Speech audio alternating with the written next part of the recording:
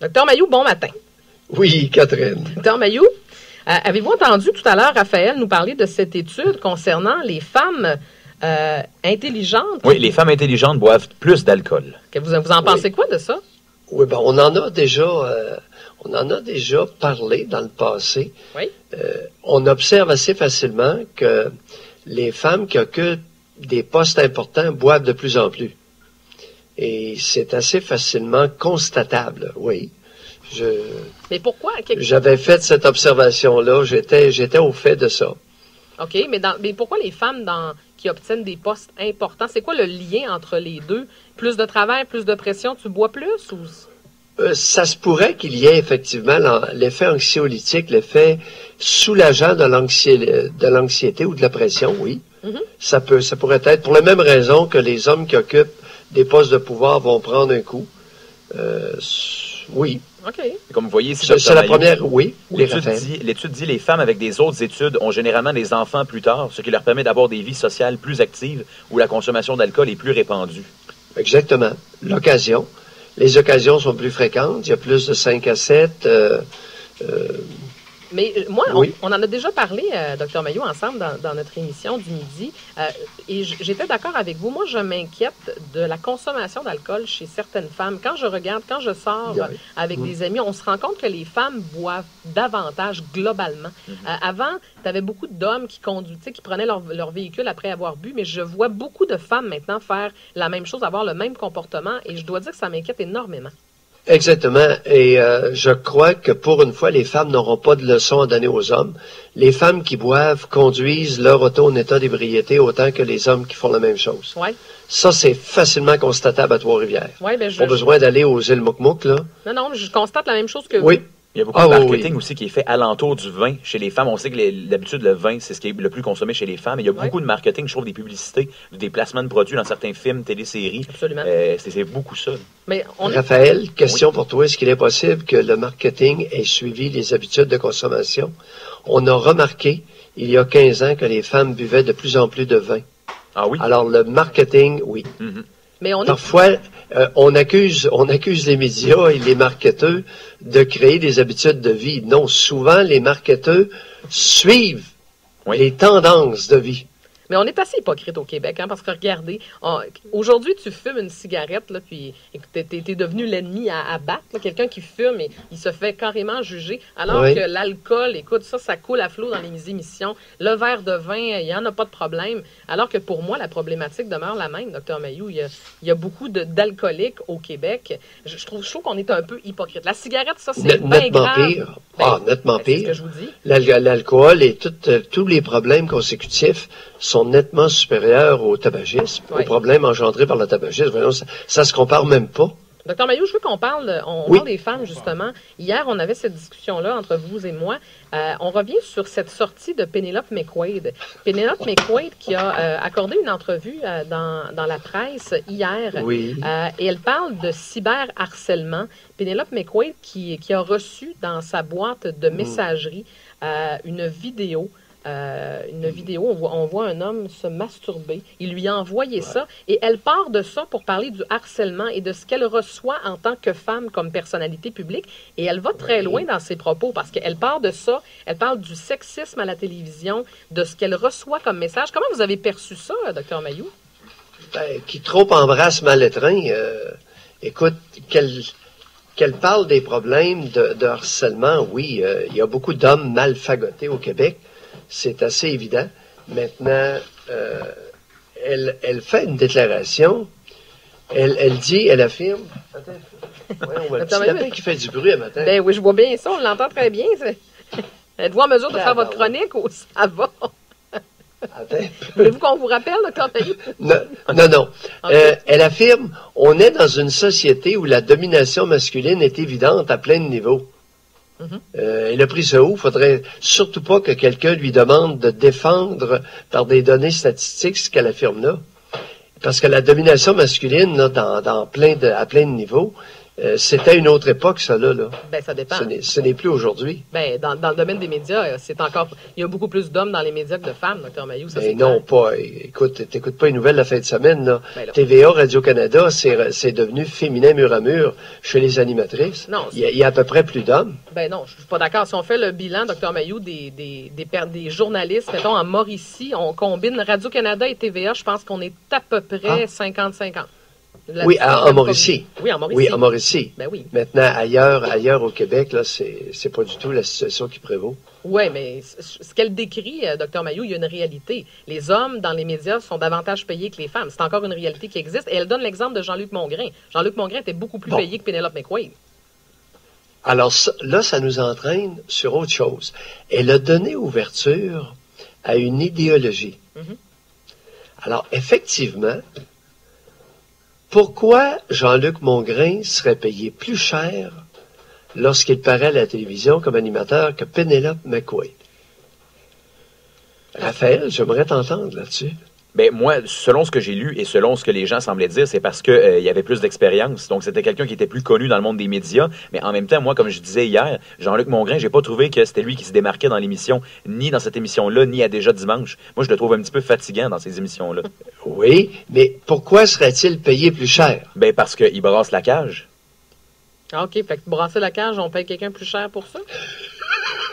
Je vous confirme que c'est la même chose dans l'émission qu'on animait ensemble. Dr Mailloux confirme qu'on faisait pas le même salaire. Mais ça revient, je vous agace, mais ça revient. C'est tout à fait normal. Allons-y, le problème est là. Mais est-ce que c'était ça? Le problème est là. Pourquoi Mongrain serait payé plus cher que Penelope McQuaid? Ben parce qu'il est davantage connu, je pense. Parce qu'il rapporte plus d'argent. Mais pourquoi il rapporte plus d'argent? Eh ben, c'est parce que c'est Jean-Luc Mongrain. Ben, ouais, mais je pense qu'à l'époque. Penelope McQuaid et Jean-Luc Mongrain ne drainent pas les mêmes codes d'écoute. Ben, à l'époque, peut-être. C'est-à-dire, à l'époque, oui. C'est ça. Aujourd'hui, c'est sûr qu'il commence à faire has-been un peu. Oui, parce que son type d'animation n'est pas 2.0, là. Oui, mais ça a été une vedette. Ça a été une vedette, pourquoi? À cause des codes d'écoute qu'il drainait à TVA. Ça, à l'époque, oui. Je suis d'accord avec vous là-dessus. Oh, sauf que. Non, chère Penelope, il faudrait que quelqu'un lui explique que c'est une question d'offre et de demande. Oui, mais, Dr Mailloux, on est dans un marché, on n'est pas en Russie, on n'est pas à Cuba. Et ce qui m'a frappé là-dedans, c'est que cette chère Penelope verse dans l'idéologie communiste sans s'en apercevoir. Y a-t-il une raison pour laquelle un homme serait payé plus cher dans un poste en quelque part? Ben, y a-t-il une raison? Ça dépend, y a-t-il une raison pour laquelle les policiers dans la Sûreté du Québec sont payés plus cher que les policières? Il y a un article la semaine dernière là-dessus. Oui. Ben là, à décortiquer le problème, imaginez-vous donc, ils ont réalisé qu'il y avait moins de femmes chez les hauts gradés dans la Sûreté du Québec, donc moins de hautes salariés. Et c'est ce qui expliquait la différence des moyennes de salaire, qui étaient plus basses chez les femmes policières dans la Sûreté du Québec. Oui, mais sauf que là, vous choisissez un domaine où il y a une prédominance masculine quand même. Là. Dans la Sûreté du Québec, il y a plus d'hommes que de femmes là, quand même, au prorata. Là. Oui, mais au niveau de la moyenne... Au niveau de la moyenne de salaire, elle est plus basse. Mais ça, on va revenir pas parce qu'il y en a moins. Oui, mais on va revenir à la télé, Dr Mailloux. Pourquoi Pierre Bruno gagnerait plus cher que Sophie Thibault? Même travail, même job. Parce que c'est un homme. Attends un petit peu. Est-ce qu'il gagne plus cher que Sophie Thibault? Je suis convaincu de ça. Je suis convaincu. Oh. C'est clair, mais Dr Mailloux, c'est une réalité. Ah, ben là, écoute, Raphaël. Oui, Dr Mailloux. Il faut s'insurger. Ah, bon. Parce que là, vous m'embarquez dans votre bateau. Pierre Bruno est pas meilleur que Sophie Thibault. Ben, c'est un peu mon point. Mais c'est ça. Est-ce qu'il est plus populaire? Ben, à l'époque, oui, mais aujourd'hui, Sophie Thibault, c'est elle qui gagne pas les MétroStars, les galas, au gala artistes, elle remporte tout. Alors, je serais curieuse de voir leur salaire, mais je suis convaincue que Pierre Bruno fait plus cher, pour des raisons nébuleuses. Donc, c'est ça. Sophie Thibault est aussi bonne que lui n'importe quand. Maintenant, une question de popularité auprès du public. Effectivement, elle a eu une coupe de petits prix. Oui, de petits prix. Écoute. des pas pires prix. Hey, Dr Mailloux, en terminant, parce que je l'ai promis à nos auditeurs, je veux vous faire entendre un extrait de l'avocat de Stéphanie Baudouin, la voleuse sexy. Oui. La semaine dernière, je l'avais comme invité dans cette émission-là. Et voici comment il a analysé le comportement de sa cliente, et je veux vous entendre là-dessus. C'est une répétition et des séries de plusieurs par soir qui a duré, évidemment, qui s'est échelonnée sur environ 1 mois et demi. Là. Comme disait la couronne, on perd pas la tête pendant 1 mois et demi. Cette jeune dame-là avait fait ça dans une recherche d'adrénaline, dans un état de révolte dû à son trouble de la personnalité limite qui est assez délicat à décrire, étant donné, évidemment, que ce sont des choses qui sont personnelles, là. Comme vous lire un dossier médical, je le ferai pas. Là. Non, on vous demande pas ça ce matin non plus, mais oui, j'ai de la misère. Son problème en était un qui la ramenait à être pas plus conséquente, puis pas plus, disons, de pas se servir plus de sa tête qu'un adolescent. Oui, bien justement, mais... Alors, le juge a avait dans les mains pratiquement une adolescente à sentencier, puis à cause de la gravité des gestes dont on venait de me parler, il a imposé l'emprisonnement, ce qu'il n'aurait pas fait autrement. Oui. Ça, c'est à cause de la gravité, parce que la maison privée, c'est sacré, à cause qu'elle en a fait une multitude. Mais, comme vous le voyez, faire ça avec un auto blanche avec des roues roses, un petit caniche dedans, on voit bien qu'il y avait un esprit perturbé là-dedans. Docteur Mailloux, Ouais. personnalité limite.